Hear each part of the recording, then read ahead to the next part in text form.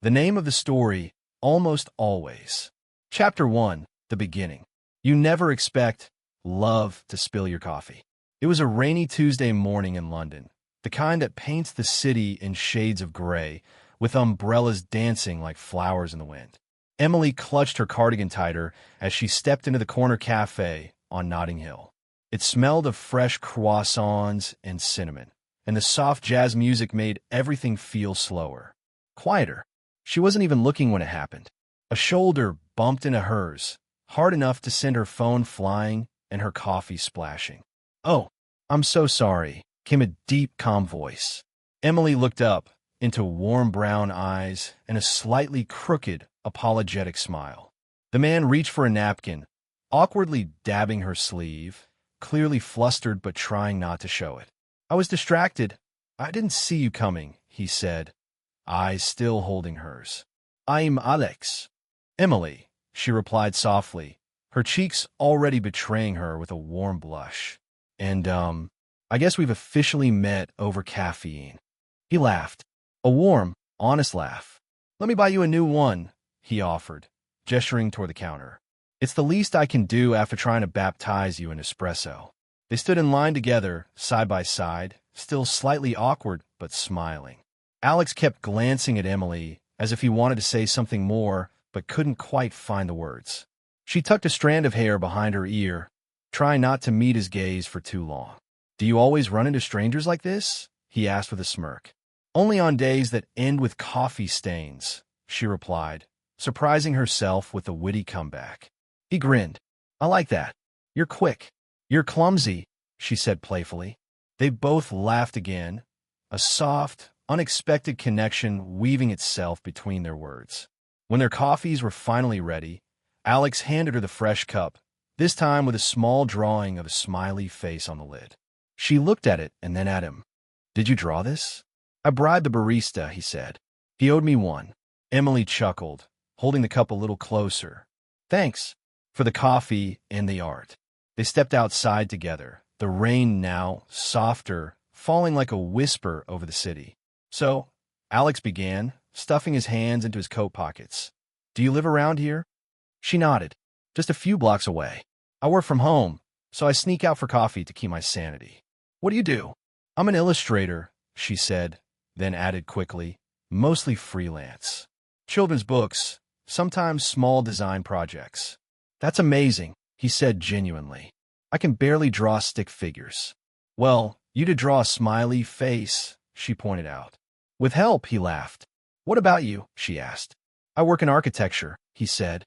"Kind of the opposite of children's books, all steel and stress. But also creative," she said. "Just taller." He liked the way she said that, like she noticed things others didn't. Later that day, Emily found herself thinking about the encounter more than she expected. The way he looked at her, not in a showy, obvious way, but like he was listening with his eyes. She wasn't used to that. Not lately, anyway. She opened her Instagram and, out of curiosity, searched his name, Alex Reed. She didn't know if he'd be easy to find, but to her surprise, one profile came up almost instantly. Emily stared at the screen, her thumb hovering over the follow back button longer than it should have. Her chest fluttered, that strange, giddy nervousness she hadn't felt since high school. Click. Almost instantly, a message popped up. "Alex, that was fast. I was just going to say hi. Or should I say, sorry for the coffee incident," again grinning face with sweat. She smiled, biting her lips slightly. "Emily, you're forgiven, but only because you bribed the barista. And because you're kind of funny." "Alex, kind of, ouch. I'll try harder next time." "Emily, good. I expect better coffee art." "Alex, challenge accepted. But only if you let me make up for the coffee accident properly." "Dinner?" Her eyes widened. Was this a date? She stared at the screen again, her heart doing that strange hop in her chest. It wasn't that she didn't want to, it was just fast, but exciting. And something about him felt safe, grounded. "Emily, that depends. You planning to spill anything else on me?" "Alex, only charm." She laughed out loud, alone in her room. That didn't happen often. "Emily, okay, dinner, but I picked the place."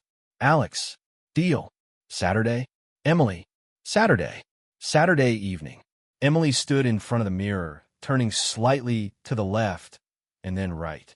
She wasn't sure if the dress was too much. It was simple, soft pink, knee-length, a little flowy, but on her it felt brave. She usually didn't dress up. Not like this. Her phone buzzed. Alex. Outside when you're ready. Norus. She looked out the window. There he was, in a navy button-down shirt, sleeves rolled up just enough to show forearms that somehow made her knees weaker than expected. He looked up at her window just as she peeked, caught her, and smiled. Busted. She grabbed her coat and purse and rushed downstairs, cheeks burning. He opened the car door for her, which was sweet in an old-fashioned way.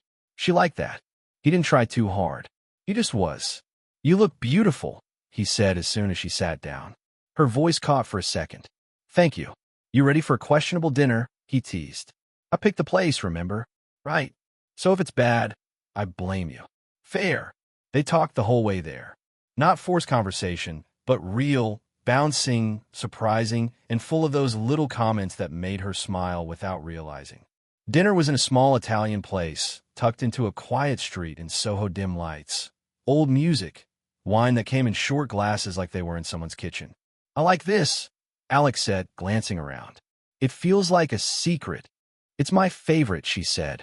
No one ever believes me, but their lasagna is basically magic. Bold claim, he said. You'll see. They ordered, sipped wine, talked about things that mattered and things that didn't. She told him about her favorite children's book from when she was a kid. He told her how buildings were like stories with walls. She'd never thought of architecture that way, and maybe neither had he until he said it out loud. Then came the moment. After dessert, after laughter, after the check had been paid, and they stepped outside into the cool night air, he paused, looked at her. Can I walk you home? She nodded. They walked close. Not touching. Not yet, but their arms would occasionally brush. The street was quiet, the sound of their steps matching the rhythm of a city that had slowed down for them. When they reached her door, she turned to him. Thank you for dinner. He smiled. Thank you for trusting a clumsy stranger. There was a pause. One of those soft, delicious pauses that begged for something. Then, slowly he leaned in. Their lips touched lightly, hesitantly at first, but then like something clicked. Soft, warm, honest. When they pulled apart, Emily's eyes fluttered open. I'm glad you spilled coffee on me, she whispered. He laughed quietly. Me too. Chapter 2, The Turning Point. Closeness isn't just touching. It's choosing someone again and again. The days that followed passed in soft, golden pieces. Morning coffees became shared habits. Texts turned into calls that lasted too long. Emily caught herself smiling randomly in grocery aisles, just because she remembered something Alex had said. He started showing up near her street, just passing by, which neither of them believed. One night, it rained again, the kind of rain that thinned out the crowds and painted the sidewalks silver. Emily had invited him over for dinner. She cooked. Sort of. He brought wine and a smile that made her forget where she put the plates. They sat on the couch, close but not yet close enough. Music played softly in the background, old, French, romantic. She was curled under a blanket, feet tucked under her. He looked at her like she was the warmest thing in the room. You always look like you're thinking of 10 things at once, he said. Maybe I am, she smiled shyly. Is that a bad thing? No, I like it. You feel real. There was a pause. Not awkward, just full. She looked at him, eyes warm and nervous. I don't do this a lot. What? Invite strangers into your home to eat half-cooked pasta. She laughed. No, I mean this. Let someone in. He turned to face her more fully. I won't rush you. She searched his face for a second, and maybe something shifted. A silent, okay, passed between them. He reached out slowly and brushed a strand of hair behind her ear. Her breath caught. Then his hand stayed, fingers resting just below her jaw. Gentle, like asking permission. She leaned in. Their lips met again, but this time was slower, deeper. The kind of kiss that doesn't just happen, it unfolds. She felt his hand slide along her waist, hers tangling in his shirt as they moved closer, breath mingling with breath. She pulled back just a little. You're really good at this, she whispered. I'm just following your lead, he murmured. Their laughter dissolved into more kisses, not rushed, not desperate, but warm, intimate, as if time had decided to step out for a moment and give them space. A few days later, they were spending more and more time together, and somehow everything was effortless, until it wasn't. It started small, a message he didn't reply to for hours, then a meeting he rescheduled. Then one night, he said he was tired. She said it was okay, but didn't feel okay. Scene, a subtle fight. Emily sat across from Alex at a small Vietnamese cafe. She picked at her noodles, chewing slower than usual. "You've been quiet," he said gently. She nodded. "Just tired." "You sure?" She hesitated. Then, carefully, "I don't know. You've been different." He looked up. "Different how?" "Just distant." He sighed, set his chopsticks down. "Emily, work's been chaos. It's not you. It's not about us. But it affects us," she said softly. His jaw tensed. "I'm trying. I know. I'm not accusing you. I feel like I'm always guessing where I stand." That landed. He looked at her for a long moment. "I don't want you to guess. I just don't always know how to talk about it." She nodded, but something inside her pulled away a little. A quiet fear growing. Scene, the escape. 2 days later, he showed up at her door with 2 coffees and a crooked smile. "Pack a bag," he said. "What?" "We're getting out of London. Just for a day. Maybe 2. I found a cottage on the coast." She blinked. "Are you serious?" "Very. You said you like the sea." "I like you. And we need air." They drove out of the city under a sky that slowly turned pink. The road stretched endlessly. Music played low. They didn't talk much, not because of tension, but because the silence was soft again. The cottage was small, old, filled with mismatched furniture and salt in the air. She kicked off her shoes. He lit the fireplace. They sat on the floor, sipping wine from chipped mugs. And then, they didn't speak. They touched. Clothes fell away like petals. Kisses deeper. Skin against skin. Soft sighs in the dark. It wasn't perfect. It was real. A little clumsy, a little breathless, a lot of heart. Later, she lay curled into him, fingers tracing lazy circles on his chest. "I'm scared," she whispered. "Of what?" he asked. "Of how much I want this to work." He kissed her forehead. "Then let's not break it." The morning after the escape, the sea air felt like a lullaby. Emily stood barefoot on the porch of the cottage, a blanket wrapped around her, watching the early waves stretch along the shore like a tired animal waking up. Alex came out behind her, shirt half-buttoned, hair messy, holding 2 steaming mugs. "Coffee," he said softly. She smiled and took the mug, their fingers brushing. "I could get used to this," she said. "You should," he replied, and for a moment, just a moment, everything felt perfectly still. Back in London, the magic of the seaside didn't last. Reality crept back in through emails, missed deadlines, late nights. Alex became buried in work. Emily felt it in the silences, in the late replies, in how often he said soon instead of now. One evening, she waited outside his office. It was raining, of course it was. He was over an hour late. When he finally appeared, his face fell the second he saw her. "You waited. I texted you." "Twice," she said, soaked despite the umbrella. "I didn't check my phone." "Emily, I'm sorry. I stood in the rain for you."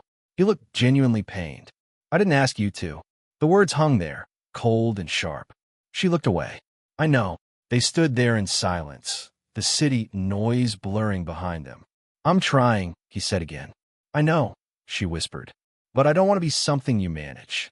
Days later, she started pulling back. Not completely, but enough for him to notice. They still talked, still met. But she laughed less, touched him less. He found himself checking his phone too often, unsure what to say, how to pull her back in. One night, she sent a voice message. Soft, cracked at the edges. "I don't know what this is turning into, and I'm scared that if I ask too many questions, it'll fall apart faster. I hate that I feel this way. I want to believe that it's just a phase. I want to believe you're still here, not just physically, but really here." He didn't reply right away. He listened to the message 3 times. Then finally, he called her. Scene, the conversation that matters. They met at the park. The same one they'd once walked through while sharing a ridiculous cinnamon bun from a street vendor. She was sitting on a bench, hair tied up, face bare, no makeup, no pretending. He sat beside her. I heard your message. She looked at him, tired. And I've been distant. I know. I thought I was protecting something. Work, myself, maybe even you. From what? From failing, he said honestly. I've never felt this close to someone and still been so afraid. I don't need perfect, she said. I just need honest. He nodded, then reached for her hand. I don't want to lose this, he said, even when I act like I don't know how to keep it. She blinked, and her lips quivered. I don't want to feel like I'm asking too much just by wanting you. You're not, he said, voice low. I want you to want me. Fully. Fiercely. Silence fell again, but this time it wrapped around them like an embrace. Then he leaned in, forehead against hers. Let's try again, he whispered. I was never gone, she replied. And this time when they kissed, it wasn't about longing or heat. It was about choosing. Chapter 3. The end or a beginning. Some stories don't end. They pause, like breath held between heartbeats.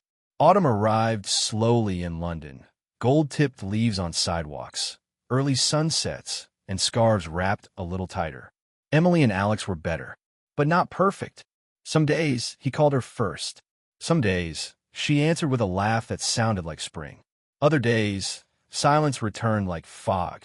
Light, lingering, hard to name. One evening, she sat on the floor of her studio, sketching. She was drawing hands, overlapping, almost touching. The kind of hands that said everything without speaking. He came in quietly, holding a paper bag of takeout and 2 sodas. She looked up, smiling faintly. You're just in time to help me mess up the shadows. He set the food down and knelt beside her. I was thinking, he said, about us. Her pencil froze. I know we've had stops and starts, he went on, and I know we're different, but I keep coming back to the same thing. She turned to him, silent. I don't feel lost with you, he said, even when I'm a mess. Especially then. She looked down. Alex, she whispered, I love you. The words slipped out, fragile and real. He didn't respond right away, not out of fear, but because he wanted to hold it. Then he whispered back, I love you too. And suddenly everything was still. Scene, one last challenge. But love didn't mean everything became easy. He was offered a new project in Edinburgh. A big deal. Months of travel. Pressure. He told her during one of their walks near the river. I'm going to take it, he said. It's the right move. She nodded slowly. I know. We can make it work, he said. It'll just be different. She looked at the water. Everything keeps changing. He touched her hand. But not this. Not how I feel. Tears welled in her eyes. Not because he was leaving, but because this time, neither of them was running away. The farewell that wasn't quite goodbye. At the train station, she hugged him tightly. Neither said too much. They'd already said what mattered. Before stepping onto the train, he paused. I'll come back. She smiled. I'll still be here. He leaned down and kissed her, slowly, like sealing a letter that wouldn't be opened for a while. Then he was gone. Weeks later, messages, voice notes, video calls at midnight, laughter over patchy signals. Missed moments, but not missed each other. Emily walked through the city alone one afternoon, her fingers in her coat pocket. Inside was a folded note he'd left under her pillow. This isn't an ending, just an ellipse. I'll see you between the dots. She smiled and kept walking under a golden sky that promised more than it revealed. Final line. Love doesn't always arrive with certainty, but it stays, if it's real, even when the ending is still unwritten. Epilogue. Somewhere between. Love lingers in the spaces between goodbyes and hellos. 6 months later, London had shifted into early spring. Blooming trees, open windows, soft sunlight spilling into rooms like old jazz. Emily sat in the same cafe where it all began. The corner seat near the window. A fresh coffee in front of her, this time with no unexpected collisions. She was sketching again, this time not hands, but a skyline. Not just buildings. His buildings. The door jingled behind her. She didn't look up immediately. Just smiled, because she already knew. Alex sat across from her a moment later, sliding a small paper napkin toward her. On it, a smiley face. Still bribing baristas? She asked, not looking up. Tradition, he grinned. He looked older. Tired in the eyes, maybe, but steadier. And when she finally looked up, they didn't need to speak. The space between them was still there. But this time it was full, not of doubt, of time, of effort, of everything they had not given up on. She reached across the table. He took her hand, just like that rainy day. Fingers touched. Silence held. They didn't talk about the past. They didn't ask what came next. They just sat, together, in the city where it all began, still writing their story, one pause at a time. The end, or maybe just the middle. The end. Thank you all for listening, and I hope you enjoyed it.